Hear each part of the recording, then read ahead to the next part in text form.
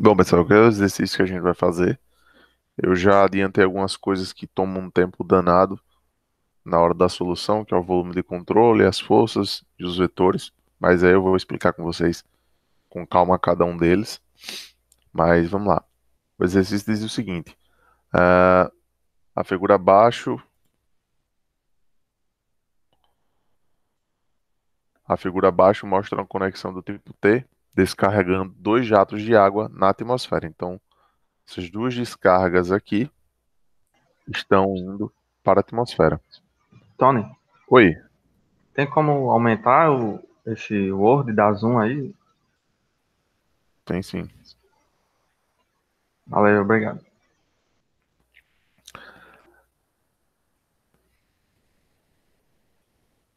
É, jatos de água na atmosfera.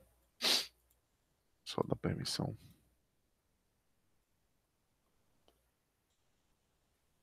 E aí a gente tem aqui o problema está dizendo para a gente admitir que os efeitos viscosos, ou seja, a gente pode considerar um escoamento invícido, né, sem viscosidade. Isso aqui é uma deixa importante para a gente utilizar uma equação interessante. E os efeitos gravitacionais são desprezíveis, então a gente não vai considerar a força-peso aqui na direção de y, quando a gente fizer o somatório das forças, né? A gente já viu, a gente já fez algumas questões que a gente leva em consideração o volume, né, de água que tem aqui, então o peso de água e o peso da tubulação, quando a gente tem informação suficiente para fazer isso. Não é o caso dessa questão. A gente não tem informação suficiente para isso e o próprio problema está dizendo para a gente desprezar. Então, determina as componentes nas direções x e y da força que atua no tubo conectado ao T. Então aqui a gente tem a tubulação, né? Lembrando que isso aqui é uma exemplificação de corte, né? Isso aqui não está aberto, só para dizer que o fluxo está vindo aqui nesse sentido. Aí sai por aqui e sai por aqui. Então tá aqui nossa tubulação, né? O interesse é calcular as forças das componentes que atuam aqui nessa conexão. Então, volume de controle delimitando aqui a conexão, basicamente só o T. Notem que esse volume de controle, a gente contornou perfeitamente tudo aqui da conexão e foi feito aqui até a conexão. Por que até a conexão? Porque a gente está interessado em calcular justamente as forças de reação, né, que tem aqui o nosso Rx e o Ry.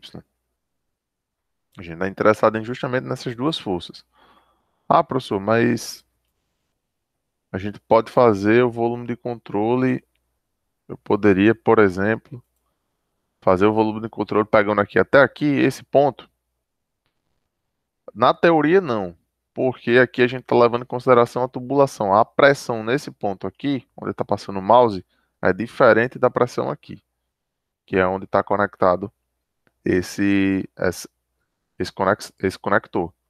Então, a gente vai ter uma diferença de forças que a gente acaba encontrando, certo? No nosso caso aqui, a gente quer justamente a força de resistência. Então, a gente leva em consideração esse todo o conector para a escolha de volume de controle.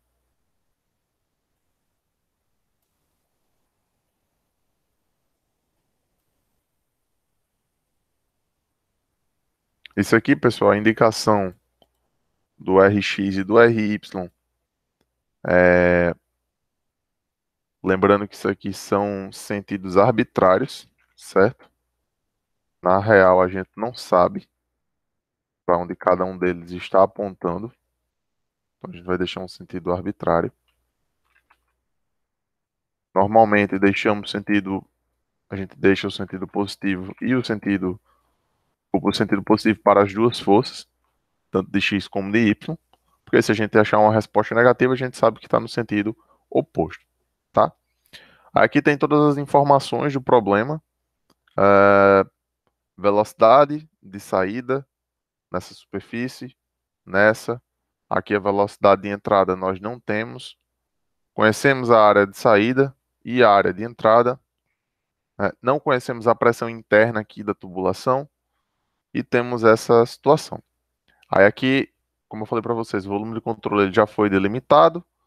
Eu marquei aqui dois pontos, que eu vou comentar um pouquinho mais à frente. Aqui as áreas, né, os vetores áreas que apontam para fora do volume de controle, isso aí a gente já discutiu, sempre para fora, né? E aqui, como existe uma força de pressão, como existe uma pressão interna nessa tubulação, aqui já tem a força 1, né, que é a força de pressão nessa superfície, a força devido à pressão. Então a gente tem essas informações. Notem que aqui nós não temos, né, a velocidade de entrada. Que equação a gente pode utilizar para encontrar essa velocidade aqui? Vocês poderiam dar alguma sugestão?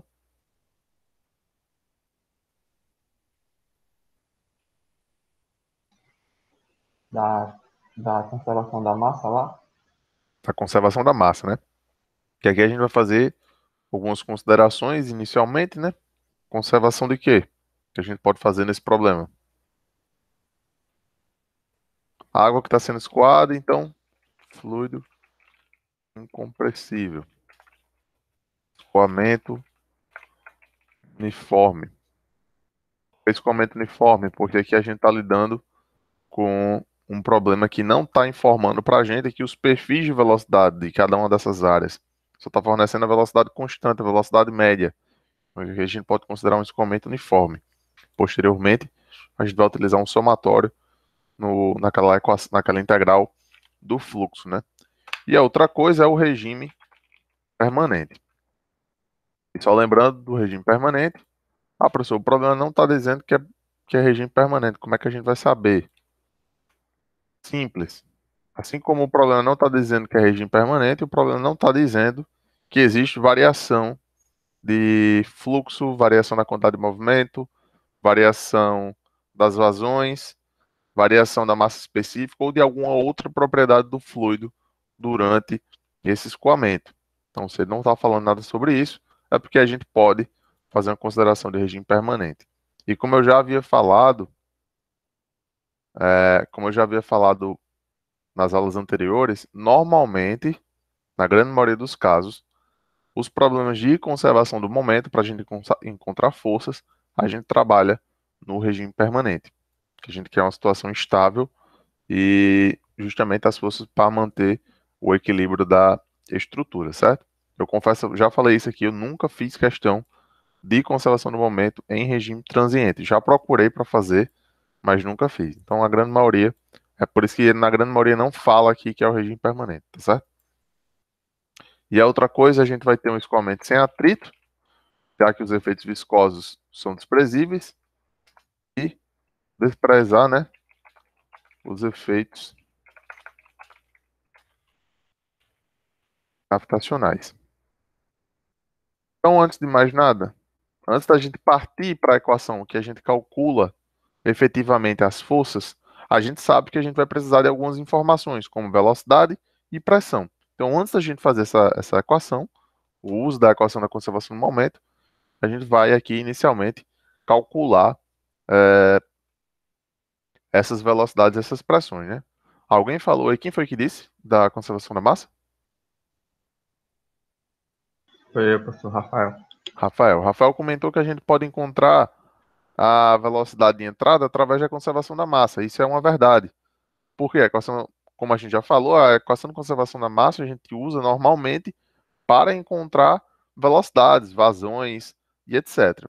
Aqui, como a gente tem informação de todas as velocidades de saída e de área, e da área de entrada, basicamente aqui está o problema, a gente consegue visualizar o quê? Vazões de saída e vazão de entrada. No regime permanente, a gente sabe que isso tudo tem que ser igual. Como a única incógnita é a velocidade, a gente pode encontrar através da conservação da massa. Porque do regime permanente, a gente sabe que a conservação da massa, vou aproveitar aqui essas equações.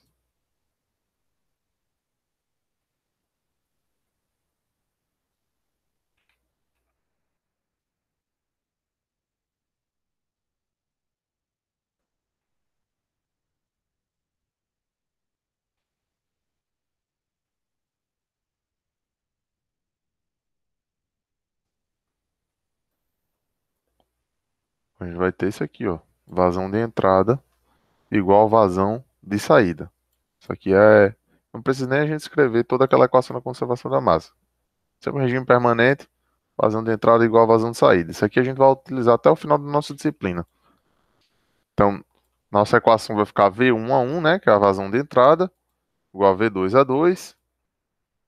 Só que aqui a gente tem outra vazão de saída, que é V3 a 3. Então, essa é a nossa equação de conservação da massa. Ah, professor, mas cadê o, o produto escalar entre os vetores, velocidade e área? Lembrando que a gente faz o produto escalar dos vetores, velocidade e área na conservação da massa quando a gente tem a igualdade igual a zero. Nesse caso aqui, a gente já fez o. Quando a gente faz essa igualdade, então a gente está passando um termo que estava do lado da equação e foi para o outro lado da equação que era zero. Então, o que é negativo fica positivo. E aqui a gente não precisa se preocupar quando a gente tem essa situação aqui com esse produto escalar, certo? Como o interesse é calcular a velocidade em 1, a gente vai simplesmente aqui isolar essa velocidade da equação, né? Então, isso aqui a gente vai chega nessa conclusão, que V1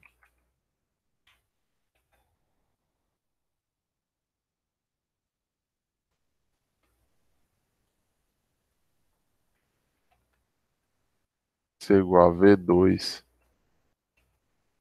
a 2 vezes V mais V3 a 3, que é a vazão de saída, as vazões de saída, dividido por A1. Então, assim a gente vai encontrar o valor de V1. Substituindo aqui os valores das velocidades, né? E das áreas, a gente obtém essa velocidade. Até aqui, pessoal, tudo bem? Todo tranquilo. Beleza. Então, com essa velocidade, a gente já consegue encontrar mais algumas coisas desse nosso problema. Antes da gente prosseguir, vamos aproveitar esse espaço que a gente tem aqui e fazer aqui, tomar nota de algumas coisas, algumas informações referentes à velocidade, né, que são as componentes do vetor velocidade. Aí a gente vai trabalhar aqui, ó, vamos anotar quais são os componentes, né? Nosso U1, quanto é que vale a componente em x da velocidade em 1, antes da gente prosseguir.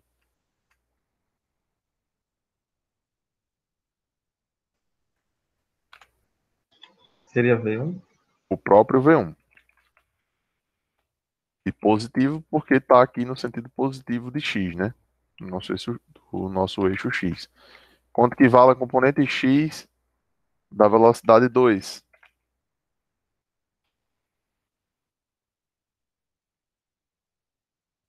Lembrando que a velocidade 2 é em relação a essa superfície, Tá no caminho também, né? Então seria V2.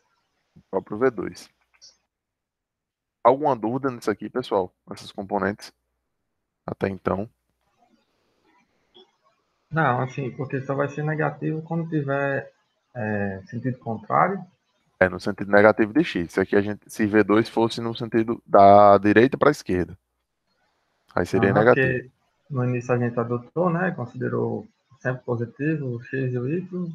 É, aqui já está o sistema de coordenadas, ó. Notem que o sistema de coordenadas aqui já está no problema. Sentido positivo para a direita. E a componente x da velocidade 3 é quanto?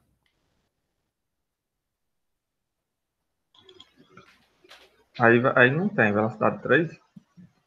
Velocidade 3 em x não existe, né? Velocidade 3 atua completamente na vertical. Então, o componente x dessa velocidade é zero. Agora a gente vai fazer a mesma coisa para as componentes y da velocidade. Componente y da velocidade 1 é quanto?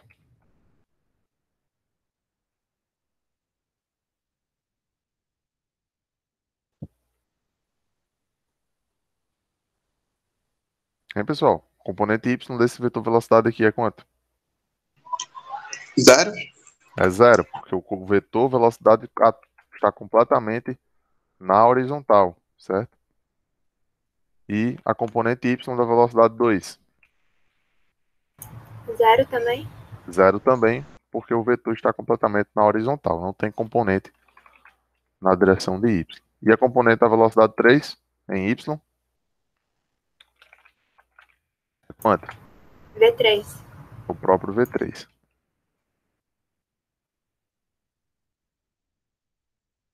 Alguma dúvida, pessoal, aqui nessas componentes?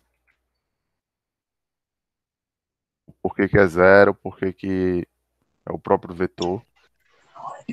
Não, professor. Beleza. Então, isso aqui, pessoal, é importante para a gente poder não ter nenhum problema na hora de fazer a conservação do momento, certo? É uma coisa que eu sempre faço e sugiro fazer também, na hora de escrever a equação do momento, é tomar nota dessas componentes, identificar as componentes negativas, o que é que precisa ser decomposto, o que é que não precisa. Facilita muito o processo de solução.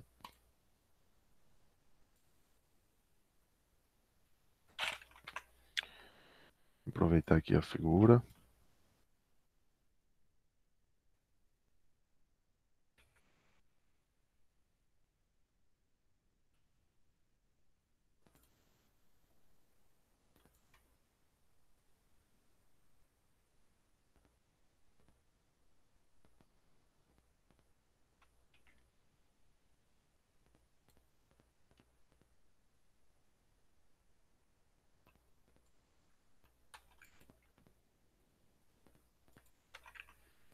Então, tá aqui nossa figura, né? A outra coisa que a gente não tem, pessoal, vou deixar essa equação aqui para a gente lembrar, que a gente já calculou. O que é que está faltando agora para a gente ter as informações completas do nosso problema, né? A gente já encontrou a velocidade, já tem informação de todas as velocidades do problema, já que já conhecemos V1.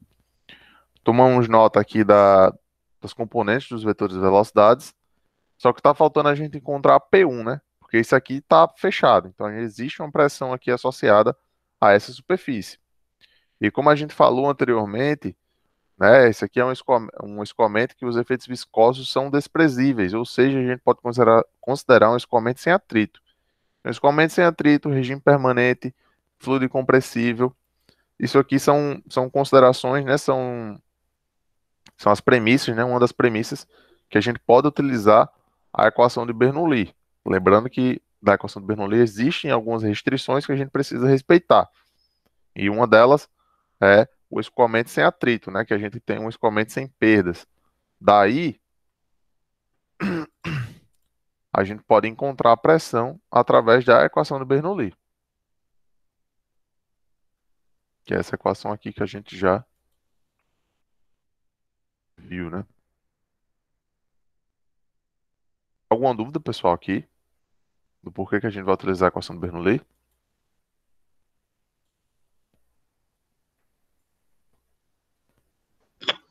Não.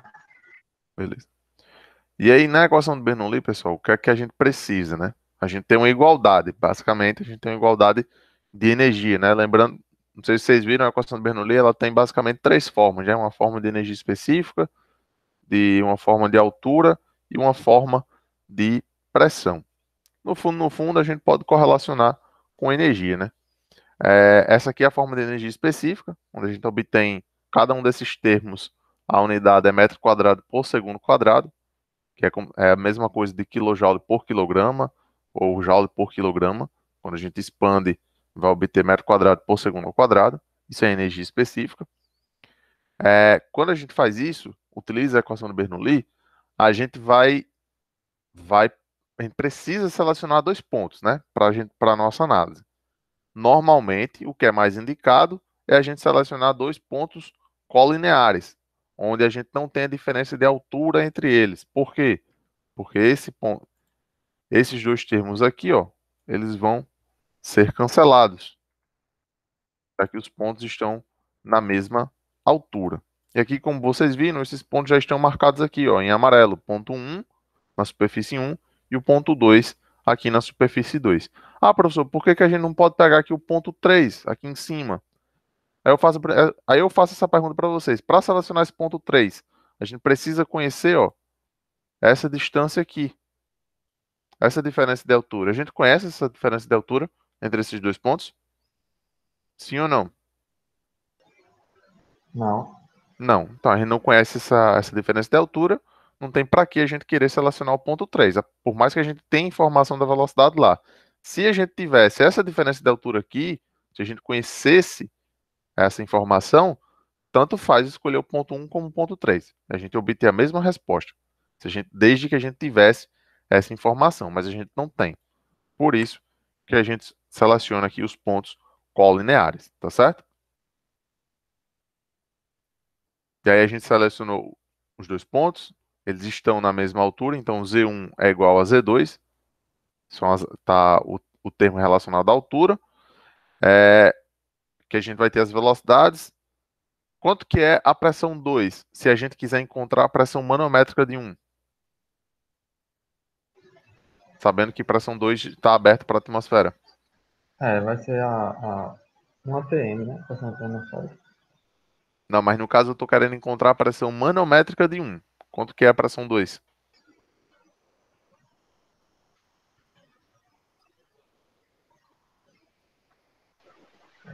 Zero. É 0. Que a gente está querendo encontrar a pressão manométrica. Ah, professor, eu não considerei 0 aqui. Aí o que é que eu encontrei? Eu encontrei pressão manométrica? Não, você encontrou pressão absoluta. Na hora do cálculo da conservação do momento, se você considerar a pressão absoluta, você vai ter que considerar a pressão atmosférica atuando em todas as superfícies. E a gente já viu que isso pode. A gente acaba tendo um cálculo excessivo, né? Porque a pressão atmosférica ela se anula em todas as direções. Então é muito mais fácil a gente trabalhar com a pressão manométrica. Por isso que normalmente, quando a gente vai encontrar as pressões, vai calcular, seja através de manometria, seja através da equação de Bernoulli, a gente já encontra diretamente a pressão manométrica e não a pressão absoluta. A não ser que o problema peça. Calcule a pressão absoluta no ponto 1, por exemplo, na seção 1. Aí sim, a gente vai lá, faz o cálculo da pressão absoluta, mas no cálculo da conservação do momento propriamente dito, a gente não utiliza a pressão absoluta porque a gente precisa, quando faz isso, considerar a pressão atmosférica também no cálculo das forças. E aqui a gente não quer fazer isso. A gente quer simplificar e trabalhar apenas com a pressão manométrica, já que a pressão atmosférica ela vai se anular quando a gente faz esse tipo de coisa. Tá certo? Ficou claro isso, pessoal? Ou não? Ficou, que eu tinha dúvida nisso daí, porque o problema não deu nenhuma das pressões, né? E aí, como você mesmo disse, no Não. ponto 2 está saindo para a atmosfera, eu ia botar a pressão atmosférica aí e no final ia subtrair, né? Para ficar a manométrica. Nesse caso, como você disse, eu já posso cortar direto, não precisa na Já. prova lá explicar por que está cortando, não, né? Não. Basta você sabendo que você está encontrando a pressão manométrica, indicando que isso aí é pressão manométrica, não tem problema nenhum. Porque o que acontece, pessoal? Nos problemas, normalmente esses problemas eles não dão o valor da pressão atmosférica, porque pode ter uma variação. Alguns livros consideram 100 kPa, algumas questões 101, 101,15. Então, quando o problema não dá o valor dessa pressão atmosférica, ele já está tá deixando implícito para a gente. Não considere. Não precisa você considerar, não precisa saber, já que o interesse é só pressão manométrica. Tá certo? Beleza. Então, o que é que a gente vai fazer? Vocês podem fazer, né? Lá na, lá na prova. A gente está aqui com a equação de Bernoulli e a gente quer encontrar P1. Aí aqui, no P1, vocês indicam que isso aqui é a pressão manométrica que está sendo encontrada. Que vai ser o quê? P2 ao quadrado menos P1 ao quadrado. Tudo isso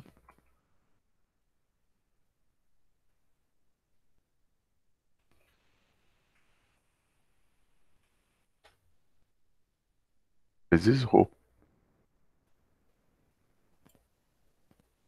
Isolando aqui a pressão, né? A gente calcula ela dessa forma aqui. Tudo bem? Por isso aqui, ó, que foi Tranquilo. importante a gente calcular a velocidade também previamente, porque a gente utilizou para o cálculo da pressão e vamos utilizar para o cálculo da conservação do momento também, tá certo?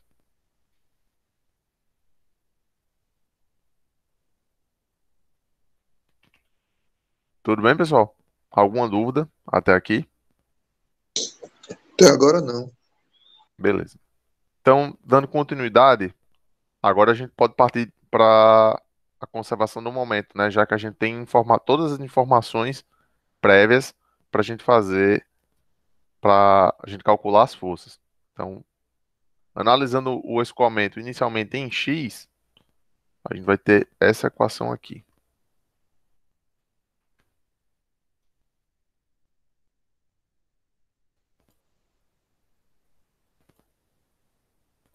Analisando aqui, né, o nosso somatório de forças, essa equação.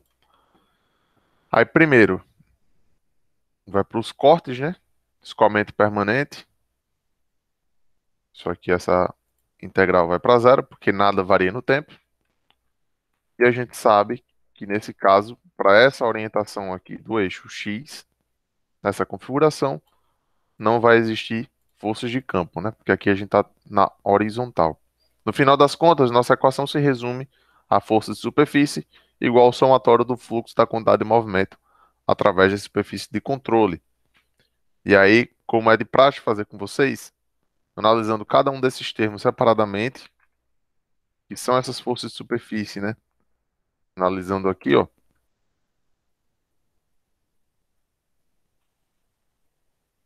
E o que eu sugiro também vocês fazerem, para não escrever uma equação enorme de uma única vez, é analisar cada um desses termos separadamente e depois fazer a igualdade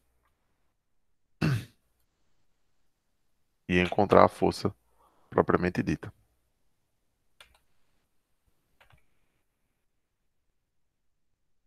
Então, força de superfície. Quais são as forças de superfície que a gente tem nesse problema? Em X.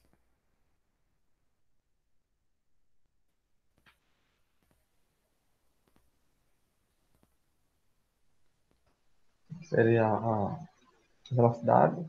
Ah, Não, forças de superfície. Lembrando, Seria o X e a pressão, no caso. seria o quê? Desculpa.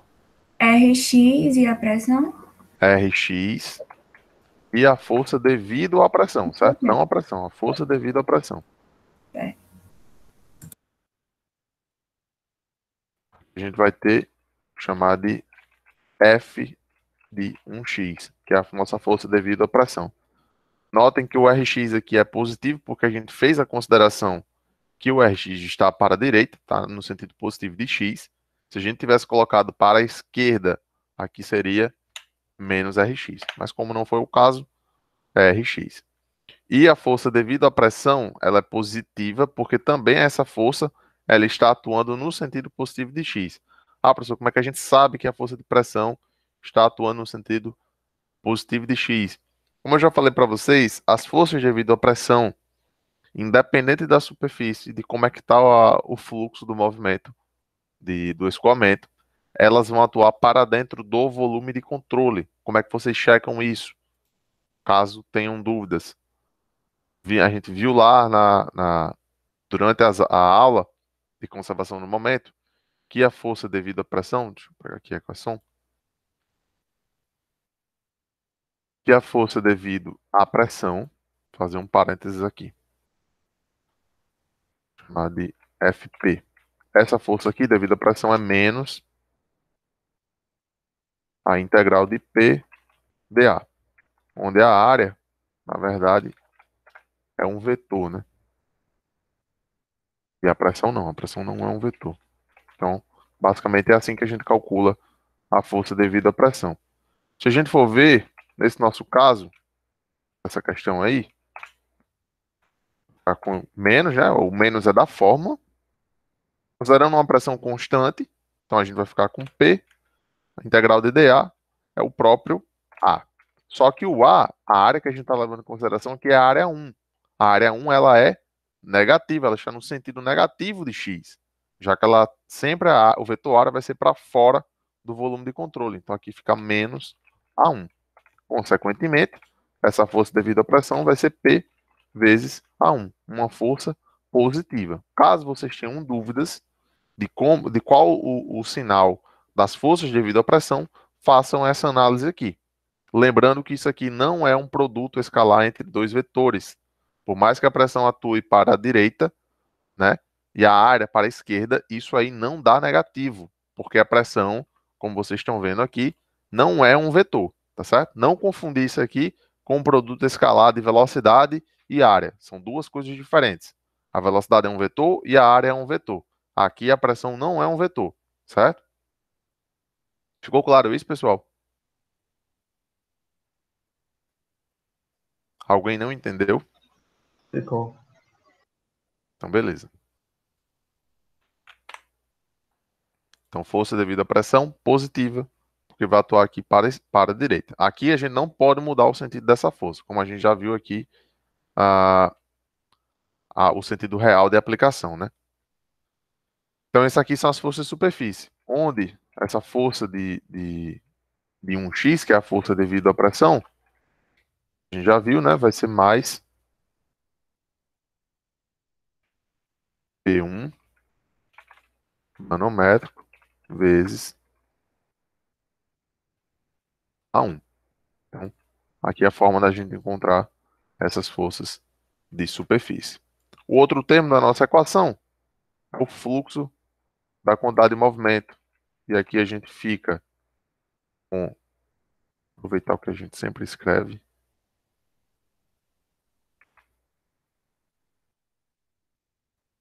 U1 vezes ρ vezes o produto escalar velocidade área na superfície 1. Notem que aqui eu não costumo fazer a substituição inicialmente da componente do vetor velocidade, eu deixo simplesmente a componente, o 1 e o 2. Aqui a gente não vai escrever o 3, porque como a gente está vendo aqui a gente já observou, o 3 é zero. Então não faz sentido a gente escrever aqui o 3 vezes ρ vezes V3 é 3, já que o 3 é zero, certo? Então, o 1 vezes ρ vezes V1 a 1, isso aqui é negativo. Por que é negativo esse produto escalar? Na superfície 1. Vetores em direções opostas. Exato. Aqui a gente tem um vetor velocidade 1 no sentido positivo de x e o vetor área 1 no sentido negativo de x, certo? Isso aqui é correlacionado à entrada do volume de controle. Na entrada a gente tem essa situação. Esses vetores atuam em sentidos opostos. Consequentemente, o produto escalar é negativo, certo? Mas a gente vai para a superfície 2. U2 vezes ρ vezes V2A2.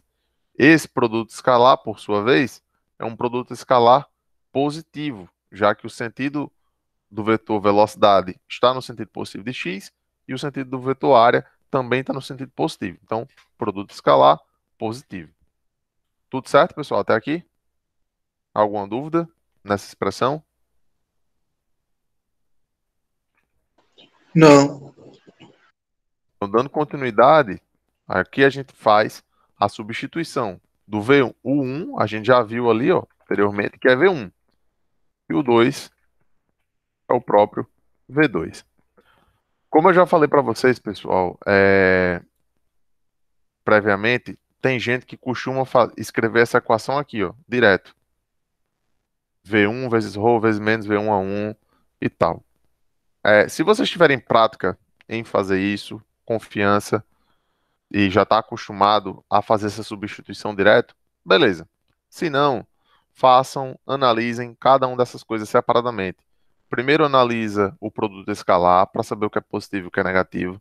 Depois faz a substituição aqui das componentes, porque, como a gente já viu, essas componentes podem apresentar valores negativos também. E aí acaba que às vezes a gente fica com um produto de sinais, né? Às vezes a velocidade 1 aqui, por exemplo, poderia ser negativa.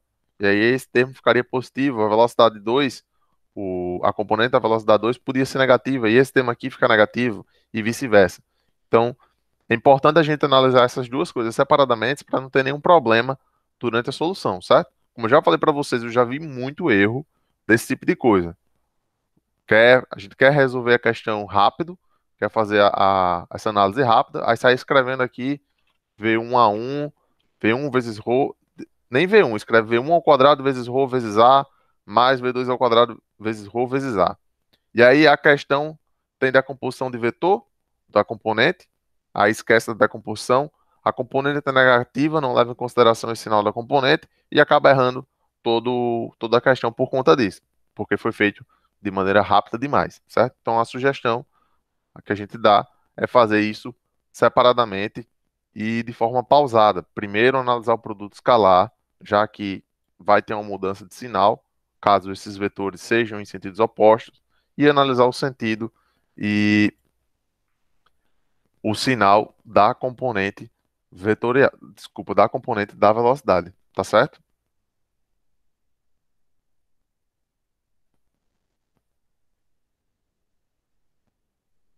Tudo bem, pessoal? Alguma dúvida nesse ponto?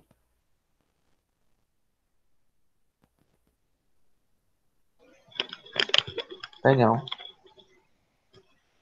Então, beleza. Estou chamando a atenção para isso por quê? Porque alguns alunos já entraram em contato comigo é, e me perguntam se a equação está da forma correta. E aí eu já vi essas equações aqui, essa daqui, escrita já da forma mais resumida possível, que é V1 ao quadrado vezes ρ vezes A1. Lógico, já identifiquei que estava certo, né? A situação aqui ficava negativa e aqui positivo, não tinha nenhum problema, mas existem problemas, como a gente já fez em sala. Esse aqui não é um deles, mas tipo esse aqui, ó, onde o vetor velocidade 2 é negativo e a gente precisa ser decomposto, aí vai fazer rápido demais e acaba errando, porque não leva em consideração, ó, aqui a componente da velocidade, porque aqui a componente é negativa, por isso que tem um sinal de menos e tem um cosseno aqui. Então isso é importante analisar na hora que está fazendo a questão.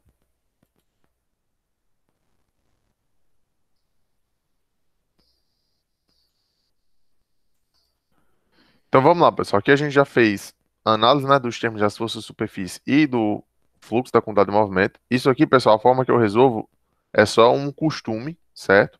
E uma forma que eu encontrei de separar os termos e visualizar melhor toda a minha expressão, certo? Não se sintam obrigados a fazer do mesmo jeito.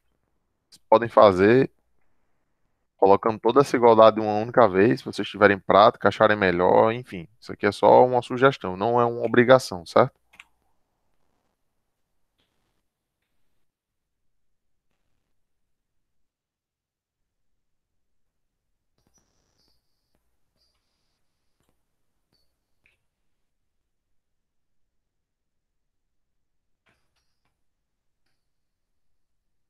Isolando o Rx, que é o que a gente quer encontrar.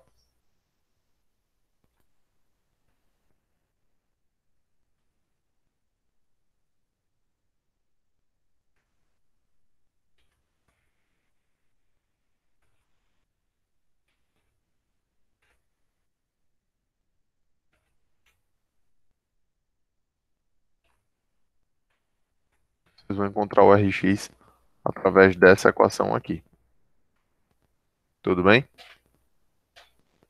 Alguma dúvida até aqui?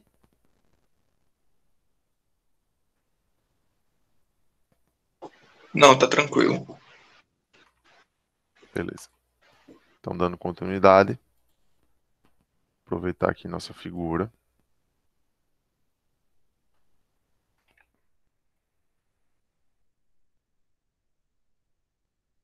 E essas informações que a gente já calculou.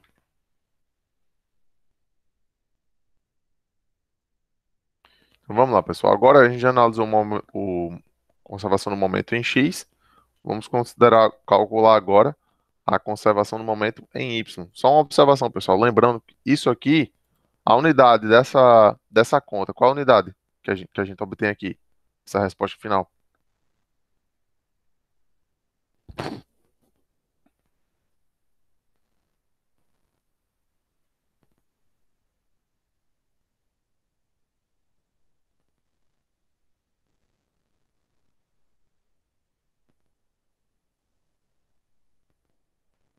Bem, pessoal? Peraí, a velocidade está em metro, né? A área também já está em metro quadrado. Vai ser metro cúbico por alguma coisa aí. Isso aqui é uma igualdade de quê, pessoal?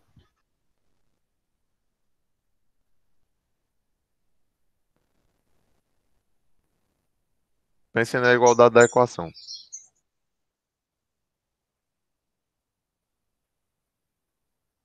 Aqui a gente tem igualdade de quê? Um lado da equação a gente tem força e do outro a gente tem que ter o quê?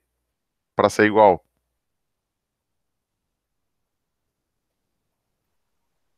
Força também. Força também. Por mais que aqui a gente tenha multiplicação de velocidade e massa específica, se esse termo aqui é força, a gente sabe que é força, e isso aqui não pode ser nada diferente de força. Tem que ser força, certo? Então a resposta que a gente tem aqui, o valor, a unidade desse termo, se vocês forem fazer separadamente, tem que ser Newton. Se for feito no Sistema Internacional de Unidades, certo? Não pode ser nada diferente de Newton aqui. Já vi na prova, em alguns casos, escreverem aqui metro por segundo, metro quadrado por segundo, metro por segundo ao quadrado. Não é nada disso. A gente está fazendo uma multiplicação, mas no final, de tudo que a gente encontra é Newton. E para mostrar isso para vocês, ó, na dúvida, independente de se for esse problema ou outro qualquer, se vocês tenham dúvida na unidade que vocês encontraram, façam isso. Só olhar os termos: velocidade, metro por segundo, vezes massa específica, quilograma por metro cúbico, vezes velocidade novo, metro por segundo, vezes área, metro, metro quadrado. Isso aqui seria a multiplicação a gente fazendo uma pequena análise dimensional aqui dessa nossa equação, né? Então, o que é que a gente observa aqui? A gente vai ter metro quadrado vezes metro vezes metro. Isso aqui dá o quê? Metro à quarta. Concordam? A gente fica com metro à quarta em cima da nossa expressão.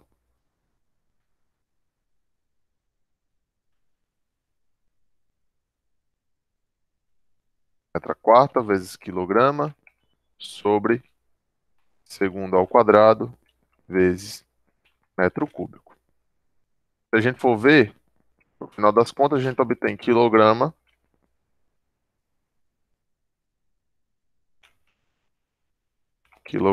vezes metro sobre segundo ao quadrado. Isso aqui é igual a Newton. Certo?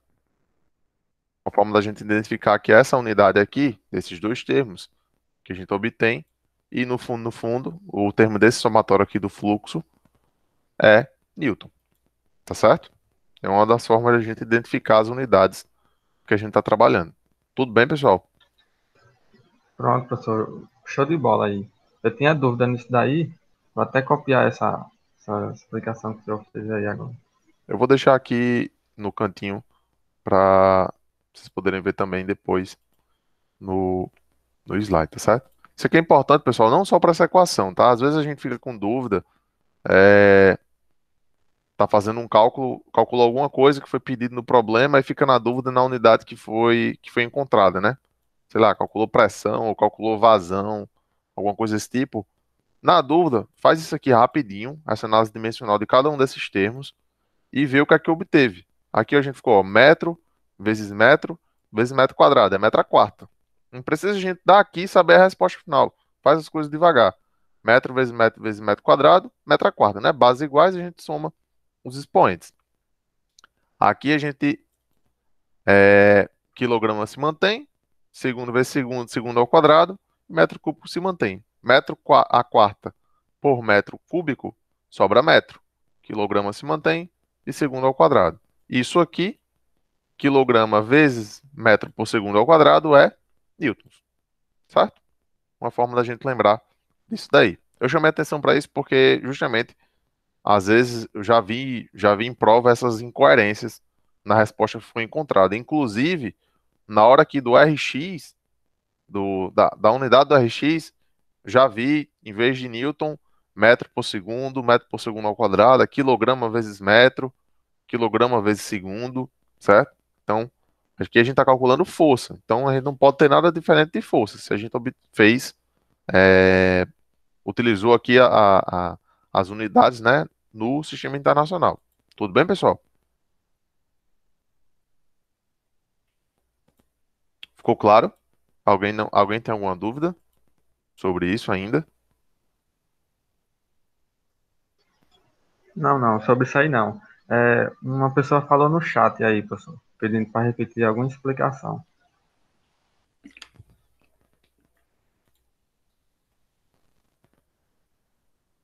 Posso sim, Eduardo. Eduardo, eu vou comentar sobre esses componentes no final, tá? Eu pego um exemplo aqui, esse exemplo aqui, por exemplo, que é melhor, para a gente exemplificar esses componentes de forma mais clara, tá certo? Porque aqui a gente tem negativo, a gente tem cosseno, enfim. Eu mostro já no final do problema. Tudo bem? Então, dando continuidade aqui, pessoal, ao nosso problema, né? A gente vai analisar agora conservação do momento em Y. Quando a gente faz isso, a gente precisa, né, da equação, cadê ela? Aqui. A equação da conservação do momento em Y. Mais uma vez, escoamento permanente.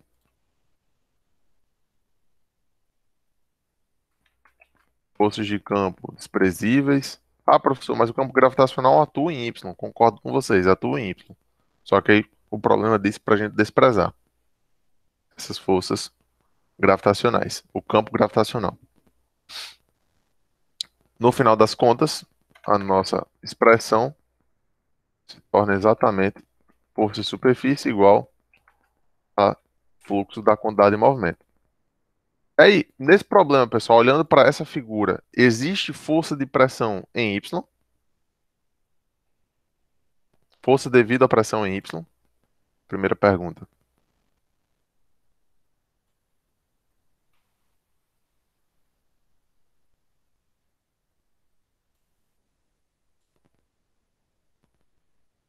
Partindo do princípio que a gente já fez toda a análise das forças que estão atuando aqui. Existe força devido à pressão em Y desse problema?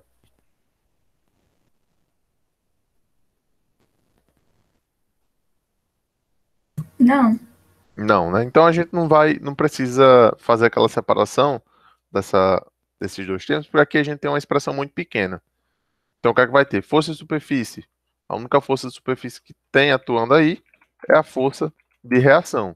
Lembrando que as forças de superfície, pessoal, são as forças de pressão, devido à pressão, se existirem, e as forças de reação, né, que são as forças de contato, certo?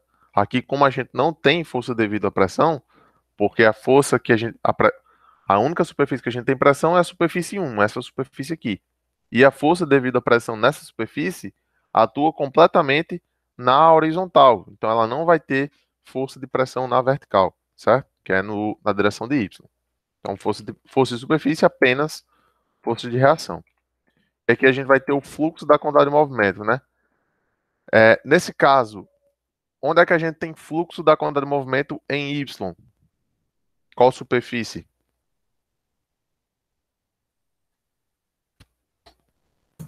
Só na área 3, né? Só na superfície 3, porque a gente já viu aqui, ó, que a componente da velocidade 1 é zero e a componente da velocidade 2 é zero. Só a componente da velocidade 3 que existe aqui, que é o próprio V3. Então a gente não precisa escrever V1 vezes ρ vezes V1 a 1, enfim, porque não existe essa componente de velocidade em 1 nem 2. Então a gente vai escrever diretamente aqui V3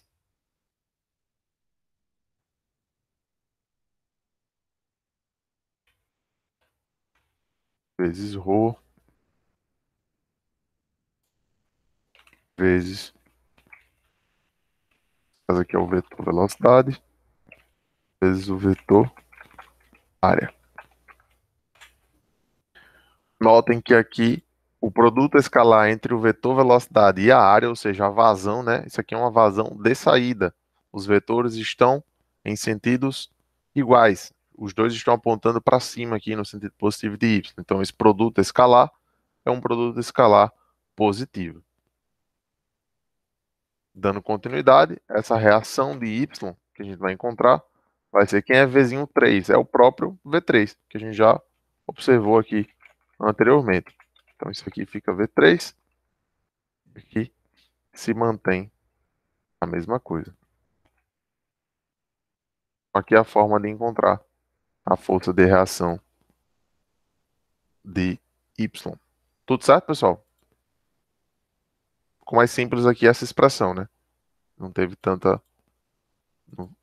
Não vai ter tanto trabalho matemático aqui para calcular essa força.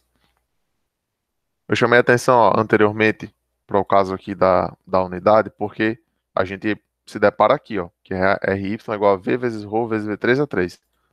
Às vezes, quando a gente está fazendo, fica nervoso, por mais que a gente saiba que isso aqui é uma força, aí, como está usando termos para calcular força diferente do que a gente está acostumado, a gente fica na dúvida, pode ficar na dúvida aí do que é a unidade que a gente vai encontrar, né? Mas se a gente está fazendo igualdade de forças, né? Se a gente está calculando força e está tudo no sistema internacional, a gente vai obter isso aqui em newtons, tá certo?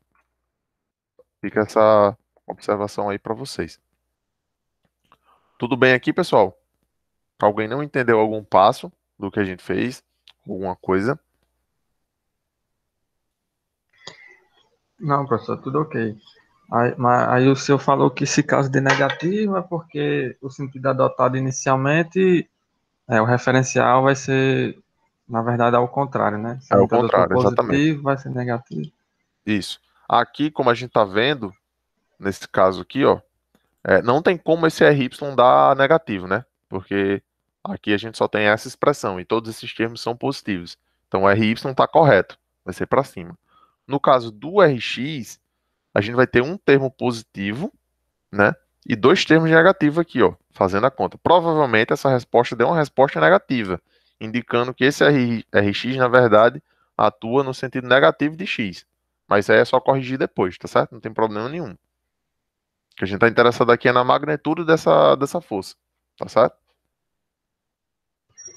Pronto, professor, porque o problema pede para a gente calcular as forças que supostamente suportariam esse T, né? Esse T.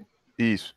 Aí, como é, o RY eu entendi, mas o RX que o senhor falou agora, se der negativo, é porque está por outro sentido? Aqui eu não fiz a consideração de que RX é positivo, tá para Sim, direita. Aqui eu não sei o sentido da RX, a gente não sabe o sentido das reações, então a gente vai atribuir um sentido para elas, certo? Então o sim. sentido que eu atribuí aqui foi um sentido positivo, por isso que aqui eu escrevi mais RX. Se essa resposta, depois de calculada, for uma resposta negativa, um valor negativo, indica que esse sentido aqui, na verdade, é aqui, ó. É para a esquerda. Então ele vai ser, porque se a gente fizer essa análise, o termo tem que estar com a força, nesse sentido de X, com a força oposta ao que está vindo de lá para cá? Mas a gente deve fazer essa suposição inicialmente, você até pode considerar que isso aqui é assim, dessa forma, se a gente fosse fazer isso. Aí aqui iria escrever menos RX. Consequentemente, isso aqui ficaria menos, e esse termo aqui ficaria, e aqui mais também. Certo? É só isso que muda. Aí aqui, se você encontrar uma resposta positiva, indica que o sentido que você adotou inicialmente está correto. Mas não tem problema nenhum você achar uma resposta negativa. Desde que você saiba que que a força que você adotou, o sentido que você adotou inicialmente, está errado. Aí precisa corrigir o sinal dessa força. Certo? Ok, professor, valeu. Alguns problemas, inclusive, pessoal, eles pedem calcule a força de reação e indique seu sentido real de aplicação. O que é indicar esse sentido real de aplicação? É justamente fazer essa análise. Aqui, a gente. Essa questão está toda explicada, pessoal, e toda bem destrinchada no modelo de exercício resolvido lá do SIGA A, tá certo? Isso aqui está naquele modelo de solução, essa questão, e vocês têm essa resposta, isso aqui muito bem explicado. Então, na verdade, aqui, ó, se a gente fosse fazer essas substituições, só para exemplificar isso, vamos calcular aqui esse RX, quanto é que dá? Se a gente for fazer o cálculo propriamente dito, para deixar isso aqui bem fixado. quanto a V2, né? V2 no problema é de 15 metros. Então, aqui vai ser 15. Que a específica é 1000. A gente já pode deixar V2 ao quadrado, né? A gente vai precisar de espaço aqui. E A2 é 0,5. V1 a gente precisa calcular aqui. Vocês podem fazer essa conta aqui para mim, por favor. Enquanto eu escrevo aqui. E essa daqui também.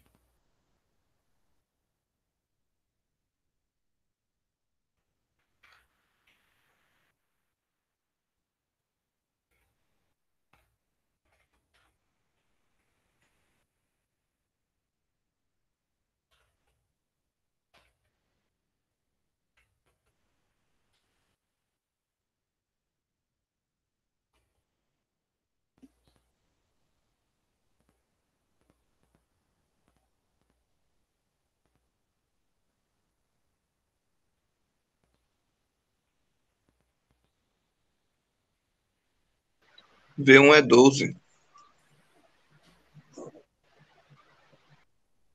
V1 é quanto? 12 metros 12. por segundo, né? Isso.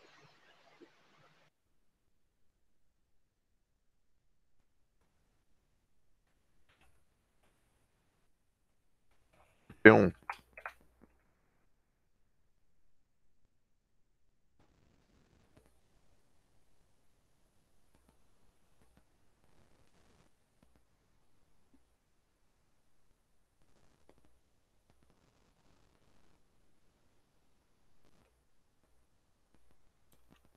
Isso aqui dá 40.500 Pascal, né? Se puderem confirmar aí. É, dá isso mesmo. Então, fazendo nossa conta aqui. Notem, pessoal, que aqui eu coloquei ao quadrado as velocidades porque a gente vai precisar de espaço aqui na expressão, tá? Pra não ficar poluído o nosso problema. Então, resolvendo essa conta.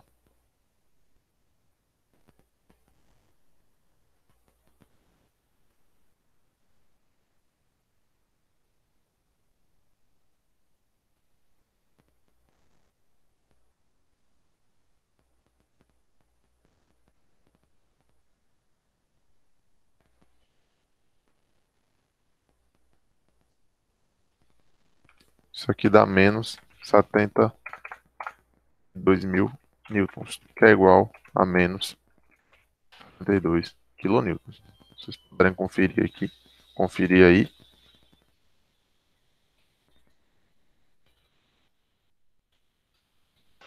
Deu isso mesmo. Então, o Rx, ó, desse jeito que a gente considerou, considerando o Rx para a direita, e a gente obter uma resposta negativa, isso aqui indica que Rx, na verdade, é uma força de 72 quilonewtons atuando para a esquerda. E aqui a gente corrige o sinal do valor da Rx e dá o sentido real de aplicação para ela. Entendeu melhor agora, Rafael? Ficou mais claro? Entendi. Tranquilo aí agora. Então assim a gente corrige. Se a gente tivesse considerado isso aqui para a esquerda no início do problema, a resposta que a gente ia obter aqui ia ser uma resposta positiva, o mesmo valor, só que positivo. Então, quer dizer que o sentido que a gente considerou inicialmente estava correto, tá certo? Normalmente a gente considera positivo essas duas reações.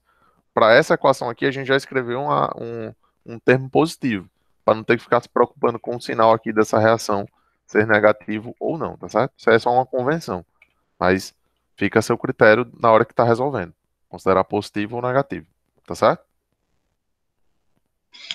Tranquilo, professor. Valeu aí. Tony, eu vou ter que dar uma saída agora, viu? Aí depois eu vejo o resto aí, gravado. Beleza. Valeu, Valeu, bom Rafael. dia. Bom dia. É, Eduardo perguntou, caso a área 3 estivesse entrando líquido, então teria força de pressão também? Não, Eduardo. Força de pressão ela só vai existir se existir pressão manométrica ali, certo? Naquele ponto. Nesse caso aqui, como as duas áreas, né? Essas duas áreas aqui estão saindo para a atmosfera, a pressão manométrica aqui é zero. E aí não existe força devido à pressão, tá certo? Se fosse uma entrada ou uma saída que tivesse fechado, como por exemplo, essa questão aqui que a gente fez, ó. Aqui a gente analisou nessa questão, a gente tem um conector aqui que ele não está aberto. Basicamente está analisando um bocal convergente e a gente vai, quando analisa só o bocal, a gente vai ter uma entrada e uma saída. Só que isso aqui está é, tá fechado, né? Essa tubulação está fechada. Então a gente observa que existe uma pressão manométrica em um e uma pressão manométrica em dois. E quando faz aqui, ó, o volume de controle, eu até coloquei, ó, a força de pressão um atuando para dentro do volume de controle e a força de pressão 2 atuando também para dentro do volume de controle. E na hora da somatória das forças, nesse caso aqui foi para X, a gente vai ter, ó, força de reação, força de pressão um que é positiva, e a força de pressão 2 que é negativa, porque ela atua para dentro do volume de controle. Tá certo? Aqui porque existe uma pressão 2, a pressão 2 também manométrica, ó, porque ela existe. Tá certo? Deu para entender, Eduardo? Essa, essa coisa da força de pressão? Beleza. Sim, em relação às componentes, né, que você comentou, você pediu para explicar. É o seguinte, vamos pegar aqui esse exemplo aqui. Cadê esse? Que é o que a gente já tem uma das melhores situações para a gente analisar essas componentes. O volume de controle, nesse caso, é só a pá, tá? E o fluxo aqui que a gente tem. Aí a gente vai ter, ó, uma velocidade de entrada e uma velocidade de saída. Essa velocidade é o vetor velocidade. Então, analisando as componentes desse vetor, o que é que a gente tem? O que é que a gente observa? Ele vai ter, como o vetor está completamente na horizontal, a componente dele, a única componente que ele vai ter é a componente horizontal, né? Nesse caso é a componente x. Então, o 1 igual a v1. Ele não apresenta componente vertical porque esse vetor não está inclinado. Ele não está assim, não está assim. Ele está completamente na vertical. Então, ele só vai ter uma componente, certo? Que é a componente x. Só que agora, ó, o vetor 2, vou até colocar ele aqui, colocar maior. Esse aqui é o vetor velocidade 2. Esse vetor, por sua vez, ele vai ter, ó, uma componente em y e uma componente em x. Vamos só ajustar aqui os tamanhos.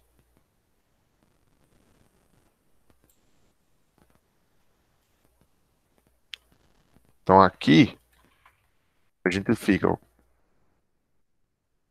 com V2, o Vzinho, né?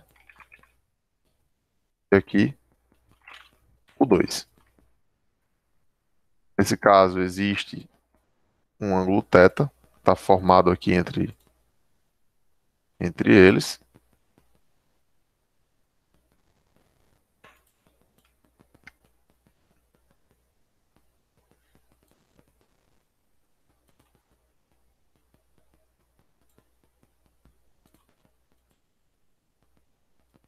Tem um ângulo θ aqui. E se a gente for calcular essas componentes, a gente faz uma decomposição do vetor, né? Já que o vetor, quando a gente fala vetor, na verdade é o vetor resultante, que é a própria velocidade. E aí, decompondo ele em x, por exemplo, isso aqui vai ser igual, né? Isso aqui vai ser igual a V2 vezes cosseno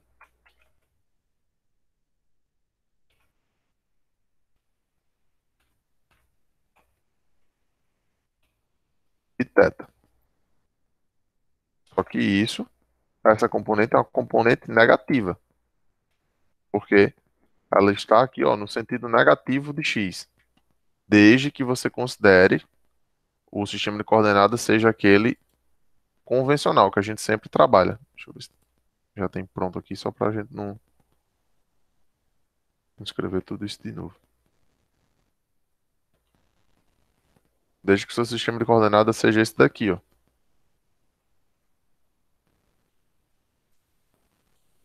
Normalmente as questões não colocam porque a gente adota sempre esse sistema de coordenadas aqui para esse tipo de problema, certo?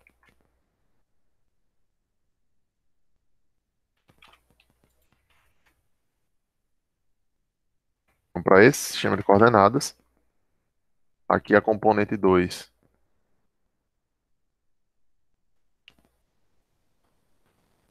de x, ela é negativa, né? Porque vai estar para a esquerda, no sentido negativo de x. E a componente de y também vai ser negativa, porque está aqui para baixo, no sentido negativo de y também. Aí aqui, no caso, fica V2 vezes seno de θ, certo? Deu para entender melhor essa história das componentes agora? Beleza. Mais alguma dúvida, pessoal, em relação a isso que a gente está comentando? Eu vou colocar essa questão. Não vou colocar essa questão do cigarro, pessoal, porque vocês já têm ela lá no documento, certo? Está muito mais bem explicado do que o que a gente está fazendo aqui no PowerPoint, tá? Tá no documento soluções de exercício, um documento PDF, tem várias questões resolvidas e explicado todo o passo a passo para vocês lá, tá bom? Essa questão tá lá. Mais alguma coisa, pessoal? Alguém tá com mais alguma dúvida?